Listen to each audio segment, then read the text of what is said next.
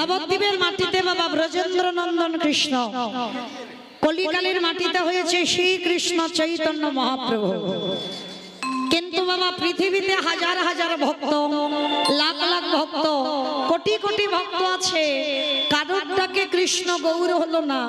শুধুমাত্র একজনই ভক্ত 12 বছর তুলসী ভাসিয়ে আমার কৃষ্ণকে নদীয়ার মাটিতে গৌর করেছিল। সে কে? না শান্তিপুরের মাটিতে বাবা বুড়ো অদ্বৈত আচার্য গোসাই। আমাইরা অদ্বৈত আচার্য চেনো তো? তোমাদের গ্রামে কিন্তু কেউ নয়। ওই যে পঞ্চতত্ত্ব ছবি আছে, শ্রীকৃষ্ণ চৈতন্য প্রভু নিত্যানন্দ শ্রী অদ্বৈত গদাধর শ্রীবাস আদি গৌর ভক্তবৃন্দ। মাঝখানে যে ছেলেটা নিমাই, ওটা আমরা সবাই বলতে পারবো বাবা। একটা বাচ্চা মানুষকে জিজ্ঞাসা করো, সেও বলে দেবে। কিন্তু ওই ছেলেটা ডান দিকে দেখবেন একটা বয়স্ক লোক দাঁড়িয়ে আছে, মানে চুল গোপ দাড়িগুলো সব পেকে সাদা। কেন? আমার মহাপ্রভুর থেকে 52 বছরের বড়, মানে 1-2 দিনের বড় নয়, 52 বছরের বড়। যার জন্য বাবা এরকম চুল গোপ দাড়িগুলো সাদা হয়ে গেল পেকে। আর এনারই ডাকে কৃষ্ণ নদীয়ার মাটিতে গৌর হয়ে এসেছে। তবে মায়েরা আজকের আমাদের জানা দরকার, পৃথিবীতে হাজার হাজার ভক্ত, লাখ লাখ ভক্ত, কোটি কোটি ভক্ত আছে, কারোর ডাকে এলো না। একেবারে শান্তিপুরে বুড়োর ডাকে কেন এলো?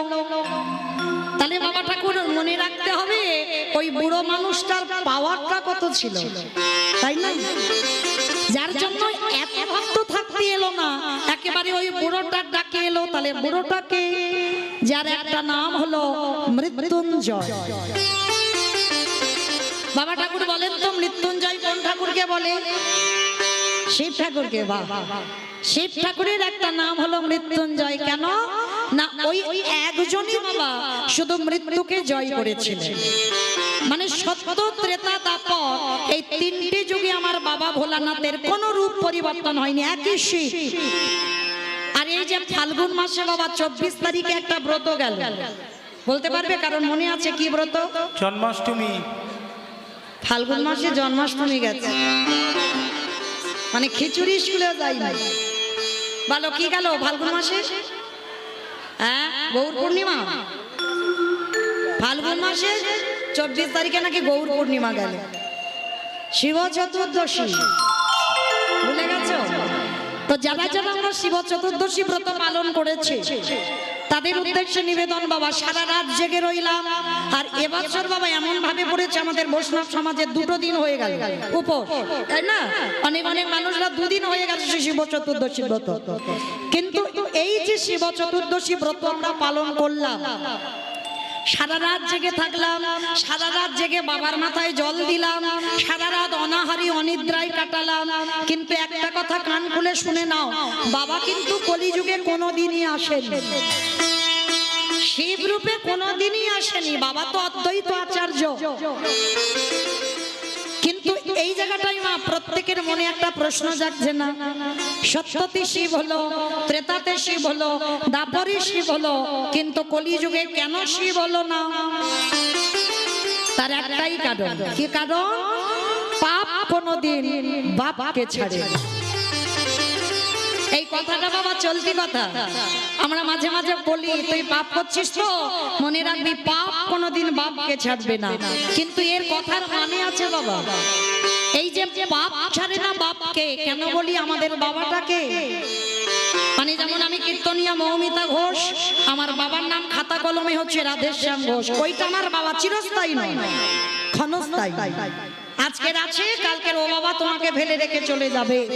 হাজার চেষ্টা করলেও তুমি ও বাবাকে ধরে রাখতে পারবে না। কিন্তু একজনই তোমার আছে বাবা, যিনি বিশ্ব পিতা, যিনি জগৎ পিতা, যিনি সবার বাবা, যিনি হলেন বিশ্বের স্রষ্টা মালিক ভগবান। আর সেই ভগবানকে পাপ ছেড়েছিল?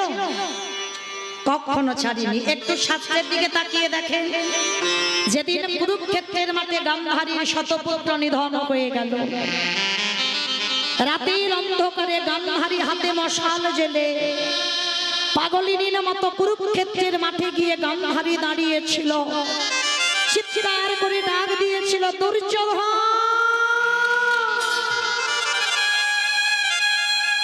দুঃশাসন।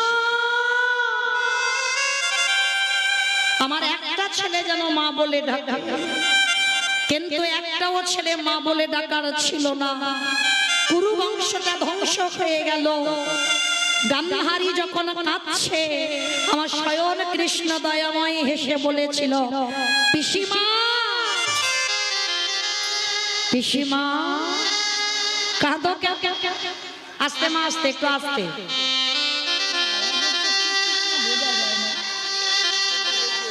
হরি বল, একটু আস্তে, কথা নয়, আস্তে।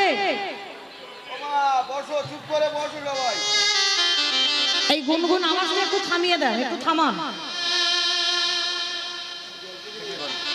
নিতাই গৌর প্রেমানন্দে হরি বল, হরি বল, হরি বল। কুরুক্ষেত্রের মাটি আমার ভগবান কৃষ্ণ গান্ধারীকে বলেছিল, পিসিমা তুমি বৃথাই কষ্ট পাচ্ছ।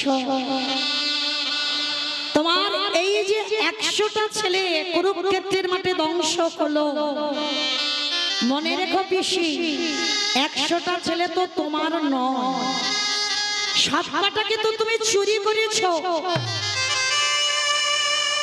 এই জায়গাটা বাবা ভালো করে আস্বাদন করবেন। ভগবান আজকের গান্ধারী পিসিকে বলছে, 7কটা ছেলেকে তুমি চুরি করেছো। আর চোরের ধন বাটপাড়াই তো নেয়। কি বাবাটাকে চোরের ধন তো বাটপাড়াই নেয় না, কথাটা বলি না মাঝে মাঝে। তো কৃষ্ণ দয়াময় বলছে, পিসিমা তোমারও 100টা ছেলে তুমি চুরি করেছো, কেউ তোমার নয়। বলে কৃষ্ণ আমি 100টা ছেলে চুরি করেছি? বলে হ্যাঁ।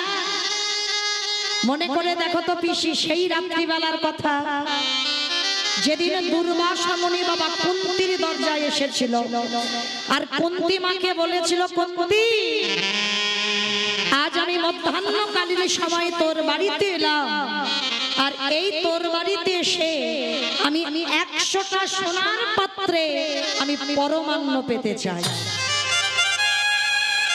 আমাইরা পরমান্ন মানে কি গো? খিচুড়ি, খিচুড়ি। পরমান্ন মানে নাকি খিচুড়ি, পায়েস। তা দুর্বাসা মুনি, আচ্ছা এই মনিটরগুলো কি হচ্ছে না? কি রকম হচ্ছে ভাই? মনিটরগুলো কি রকম হচ্ছে? আমার কানে আসছে না কেন? আউটপুটে আছে, মনিটরগুলো কি হচ্ছে? মনিটর কারোর আসছে না। কি কষ্ট হচ্ছে আমার গান গাইতে। জানি তাই, মানে আউটপুট গুলো হান হান করছে, আর এইগুলো মনিটর কারোর আসছে না। শোনাই যাচ্ছে না। নিতাই গৌর প্রেমানন্দে হরি বল, হরি বল, হরি বল। আজকের সেই দুর্বাসা মুনি গিয়েছিল কুন্তিমার দরজা, আর কুন্তিমার দরজায় গিয়ে বলেছিল, কুন্তি আজ আমি তোর দুয়ারে এসেছি, 100টা পাত্রে আমায় পরমান্ন দিতে হবে। এখনকার যেমন সোনার মূল্য বাবা, তখনকার দিনে এত নয়। তো কুন্তি জোগাড় করেছিল 99টা সোনার পাত্র, আর একটা পাত্র পাইনি বলে নিজের বক্ষ থেকে কাপড়টাকে সরিয়ে দিয়ে ওই গরম ফুটন্ত পরমান্নটা নিয়ে নিজের বক্ষের উপরে ঢেলে দিয়েছিল। আর বক্ষের উপরে ঢেলে দিয়ে যেই না দুর্বাসার চরণে দিল, দুর্বাসা দেখা মাত্র চমকে উঠেছে। অসম্ভব, এটা তুই কি করছিস মা? আমি তোকে বলেছি 100টা সোনার পাত্রে দিতে, আমি তো তোকে হৃদয় পাত্রে বলিনি। বাবা ঠাকুর, আমি 99টা পাত্র জোগাড় করেছি, কিন্তু আমি তো একটা পাত্র পাই নাই। তার বিনিময়ে ওই একটার বদলে আমি আমার হৃদয় পাত্রে ঢেলে দিলাম, আপনি গ্রহণ করেন। দুর্বাসা মুনি বলেছিল, আহারে এত প্রেম, এত ভক্তি, এমন করে বৈষ্ণব সেবা, যা এই যে তোর ভক্তিতে আমি সন্তুষ্ট হলাম, তুই স্নান করে আয়, শুদ্ধ বসন পরিধান করে আয়। এই যে 100টা পাত্রে আমায় সেবা দিলি, আমি তোকে বর দেব, তুই শত পুত্রের জননী হব। 100টা ছেলের মা হবে। আচ্ছা বলো তো মা, এই কথাটা শুনলে কি কোনো মা লোভ সামলাতে পারে? পরপর যদি আমাদের কন্যা সন্তান হয় না, আমরা কিন্তু একটা ছেলের জন্য 7 ঠাকুরের কাছে মানত করে বেড়াই, ঠাকুর আমার যেন একটা বংশে পুত্র সন্তান আসে। কেন একটা পুত্রের জন্য আমরা কাঁদি কেন? কি গো মায়েরা, ছেলে বৌমার কাছে ভাত পাবে বলে উল্টে তোমার রেঁধে খাওয়াতে হবে। সারা জীবন যেরকম রান্না করো ওরকম রান্না করতে হবে, এটা কলিযুগ। তাহলে কি ছেলে তোমার মুখে পিণ্ড দেবে বলে? না। তাহলে ছেলে কেন তোমার মুখে আগুন দেবে বলে? না। তাহলে ছেলে কেন? একটা ছেলের জন্য আমরা কাঁদি কেন? যে আমার বংশে যেন একটা পুত্র সন্তান আসে, তার একটাই কারণ যে আমার অবর্তমানে আমার মন্দিরে যেন একটা ভগবানের সেবার জন্য, ভগবানের চরণে প্রদীপ দেওয়ার জন্য একটা যেন আমার বংশে কেউ থাকে। তাই গৌর প্রেমানন্দে হরি বল হরি বল। কিন্তু আমরা এমন মূর্খ নারী ভগবানের কাছে প্রার্থনা করি, প্রভু আমার চাকরিওয়ালা ছেলে দাও, প্রভু আমার ডিগ্রিওয়ালা ছেলে দাও। একজন মা কোনোদিন ভগবানের কাছে কাঁদে না, ঠাকুর আমার একটা কৃষ্ণ বলা ছেলে দাও। কেন? আরে ওই কৃষ্ণ বলা ছেলে দিলে তো তুমি ভিখারি হয়ে যাবে। আর দেখবেন মা, তুমি যদি চাকরিওয়ালা ছেলে পাও তাহলে তুমি পাথর সেটিং করা ঘরে থাকতে পারবে। আর কৃষ্ণওয়ালা ছেলে যদি হয়, দেখবেন 2 দিন পরে মালা ঝোলা হাতে নিয়ে সংসার ত্যাগ করে বৈরাগী হয়ে চলে গেছে। তাহলে লাভটা কি হলো? লাভ আছে গো। এই জড় জগতে কোনো কিছু লাভ না থাকুক, কিন্তু তোমার আধ্যাত্মিক জগতে লাভ আছে। কারণ একটা বংশে যদি কৃষ্ণ বলা সন্তান আসে, মনে রেখো বাবা, তোমার 14টা পুরুষ নাকি উদ্ধার হয়ে যায়। পিছনে যারা নরকে আছে 7 পুরুষ তারা উদ্ধার হবে, আর যারা সামনে আছে 7 পুরুষ তারাও উদ্ধার হয়ে যাবে, যদি বংশে একটা কৃষ্ণ ভক্ত পুত্র এসে যায়। নিতাই গৌর প্রেমানন্দে হরি বল হরি বল হরি বল। তা আজকের কুন্তী মা শুনেছে, আর কুন্তী মা শুনে বাবা যেই না স্নানে গেছে সমস্ত ঘটনাগুলো আমার গান্ধারী চুরি করে শুনে নিয়েছে। আর যেই না গান্ধারী চুরি করে কথাগুলো শুনে নিল, কুন্তির মতো সেজেছে, কুন্তির মতো শাড়ি পরেছে, আর কুন্তির মতো শাড়ি পরে যেই না আমার ওই দুর্বাসার চরণে এসেছে।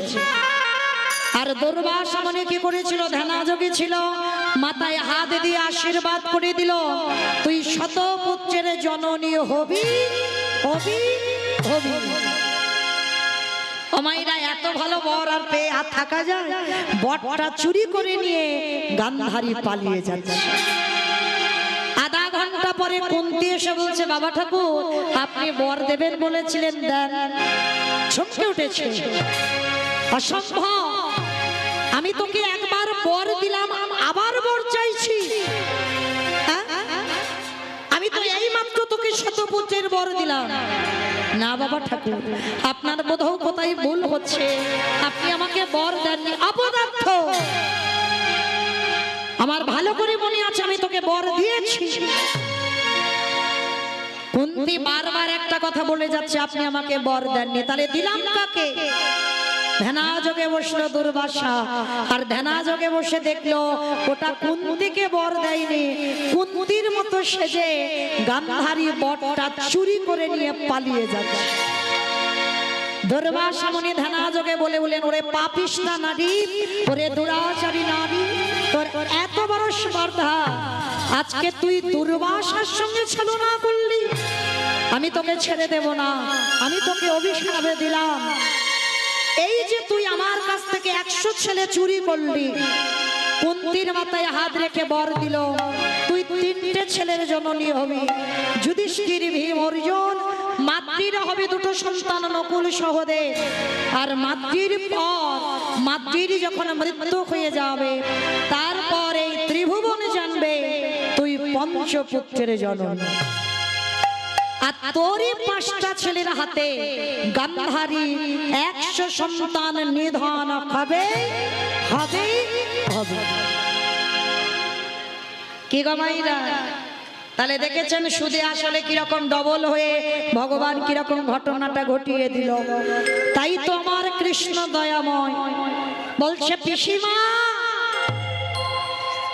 কথা মনে রেখো, তোমার পাপের ভরা পূর্ণ হয়েছে, তাই তো আজকে তোমার শতপুত্র নিধন হয়ে গেল। কৃষ্ণ, তবু আমি তোকে অভিশাপ দিলাম, আজ যেমন আমার কুরু বংশটা ধ্বংস হলো, তোকে অভিশাপ দিলাম, তোরও 56 কোটি যদু বংশ ধ্বংস হবে হবে হবে। যেই না বললো 56 কোটি যদু বংশ ধ্বংস হবে, আমার ভগবান মাথাটা পেতে নিয়ে বলল, পিসি তোমার কথা শিরোধার্য করে আমি ফিরবো দ্বারকায়, আর তোমার অভিশাপে আমারই 56 কোটি যদু বংশ ধ্বংস হবে। ওই জন্য বাবা কথাই তো আমরা বলি, পাপ ছাড়ে না বাবাকে। তাহলে আমাদের বাবাকে ছেড়ে দিল না, আর আপনারা আমরা তো মাতুচ্ছ, আমাদের ছেড়ে দেবে মনে করেছো? ঠিক ঠিক এইরকম একটা ভুল আমার পরম বৈষ্ণব বাবা ভোলানাথ করে ফেলেছিল। ভুলটা কি করেছিল? এই ভুলের কথা জানতে গেলে বাবা সবাইকে একটুখানির জন্য যেতে হবে আমাদের মহাভারত। এই মহাভারতে যুধিষ্ঠির মহারাজ করেছিল রাজস্বই যজ্ঞ। এই রাজস্বই যজ্ঞে ভগবান কৃষ্ণ সবাইকে দায়িত্ব দিয়েছিল, আর যুধিষ্ঠির মহারাজ বলেছিল, কৃষ্ণ কৃষ্ণ তুমি তো সবাইকে দায়িত্ব দিচ্ছ, তুমি নিজে কোনো দায়িত্ব নেবে না। যেই না বলেছে নিজে কোনো দায়িত্ব নেবে না, ভগবান বললেন, দাদা আমি সবাইকে একটা করে কাজ দিয়েছি, কিন্তু আমি আমার জন্য আমি দুটো কাজ ফেলে রেখেছি। সে কি? সবাইকে তুমি একটা করে কাজ দিয়েছো, আর তুমি তোমার বেলা দুটো কাজ। কি কাজ নিয়েছো কৃষ্ণ? বলে, জানো দাদা, আমার প্রথম কর্ম হবে এই রাজস্ব,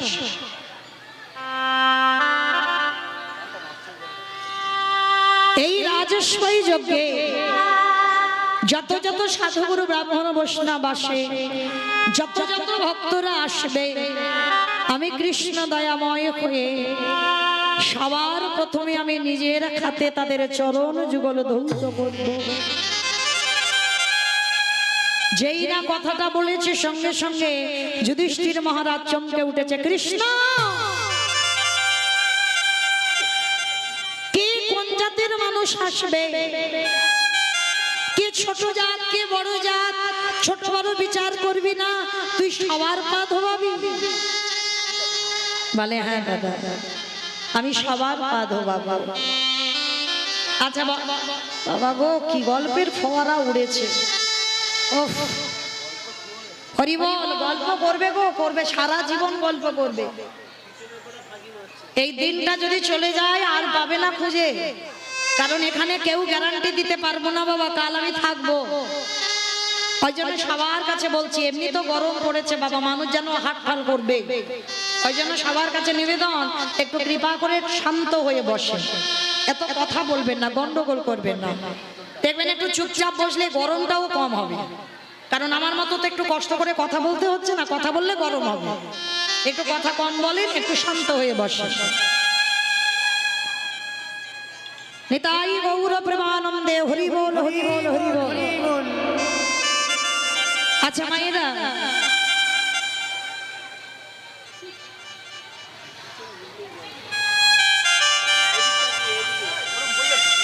বিশ্বের শ্রেষ্ঠ মালিক ভগবান আজকে রাজস্বই যজ্ঞে মা পা ধোয়ার কাজটা কেন নিয়েছে?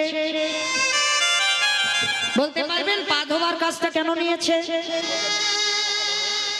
পা ধোয়ার কাজটা একটাই কারণে নিয়েছে, আপনাদের আমাদের মতো ভক্তদের চৈতন্য দান করবেন।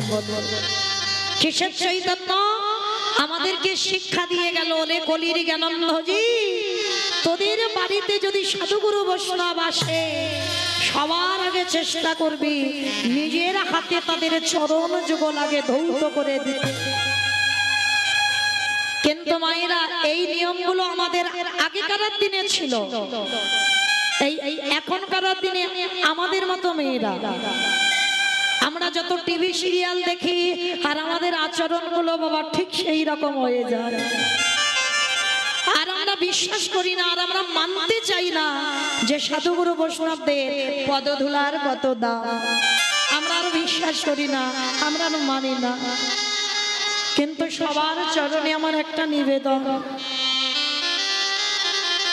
যদি বাড়িতে কোনোদিন সাধুগুরু বৈষ্ণব আসে,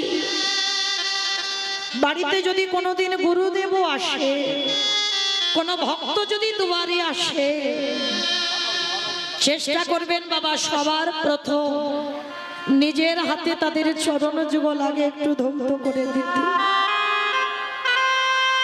সাধুগুরু বৈষ্ণব যদি নাও পান, যে যার ঘরের বাবা মা তো আছে,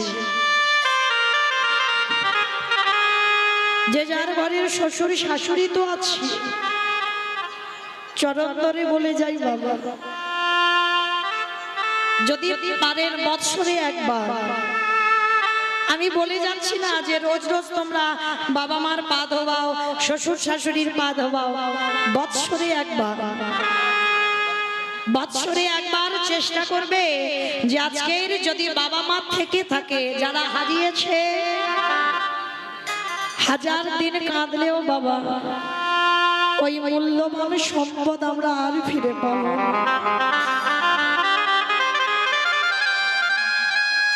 কেন বললাম মূল্যবান সম্পদ? আমরা অনেকে বুঝি না গো, আমরা অনেকে মানতে চাই না।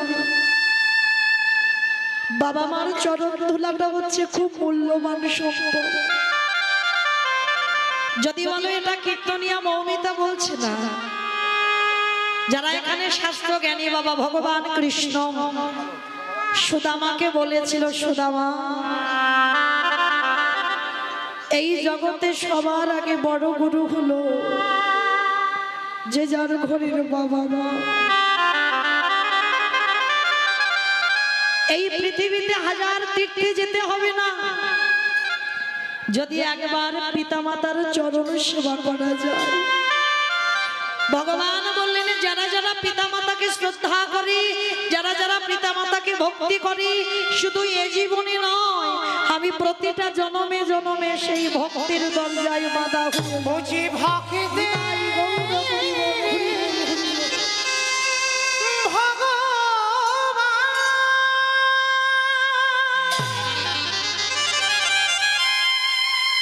বুঝি ভক্ত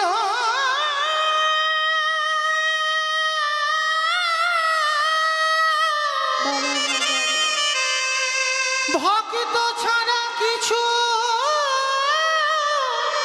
জানে না,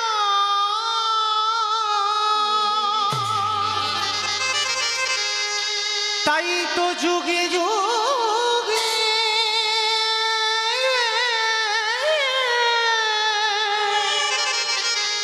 সে তো ভক্তের কাছে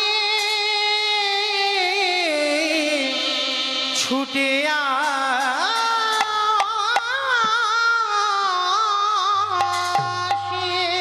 সবার চরণ ধরে আমার একটা নিবেদন, ঠিক ভগবানকে যেমন সেবা পূজা করো, ভগবানকে সিংহাসনে রেখে গলায় মালা দিয়ে যেমন সেবা পূজা করো, বৎসরে একবার বাবা মাকে ঠিক ওইভাবে একবার সেবা পূজা করে দেখো।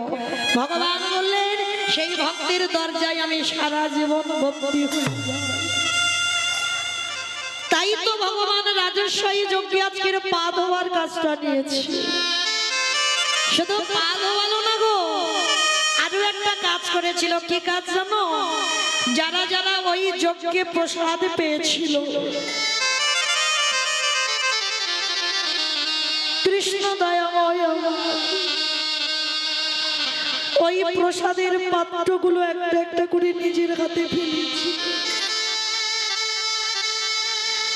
শুধু প্রসাদের পাত্র ফেললো না, ওর ভিতরে আরো একটা কাজ করেছিল। ওই ভক্তরা যারা প্রসাদ পেয়েছিল, একটু করে প্রসাদ তুলে নিয়ে কৃষ্ণ আমার গায়ে রেখেছি। আমারে ভগবান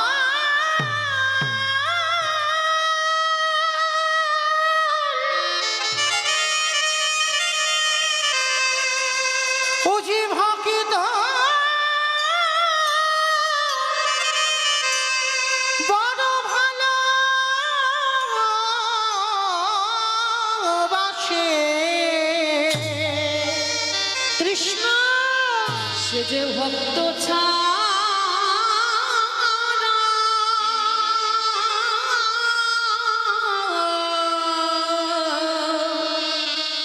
কিছু জানে না। যুধিষ্ঠির পিছন থেকে বলল, কৃষ্ণ ভক্তদের পা ধোবাচ্ছিস, মেনে নেওয়া যায়। ভক্তদের এটো পাতাগুলো ফেলছিস, মেনে নেওয়া যায়। কিন্তু কৃষ্ণ ভক্তদের এঠোগুলো নিয়ে তুই গায়ে মাখছিস কেন? যেই না কথাটা বলা, আমার ভগবান কৃষ্ণ হেসে বলেছিল, জানো দাদা, এ তো আমার কর্মফল। আমার পাপের জন্য আজকের আমার এই দুর্গতি। কৃষ্ণ, তুই আবার পাপ করিস? ভগবান বলছে, দাদা আমি পাপ করি না। জগতে সবাই শুধু পাপ করি, আর আমি তো মহা মহা মহা পাপী। এই জায়গাটা বাবা ভালো করে বিচার করে দেখে। ভগবান সিংহাসনে বসে সবারই বিচার করে, আর বাবা যে বিচারের জায়গায় বসে, সে যদি ভুল করে, সে যদি অন্যায় করে, তাহলে তার বিচার করবে কি? ভগবান বললেন, আমার বিচার কাউকে করবে না। আমার বিচার আমি নিজে নিজেই করে দিই।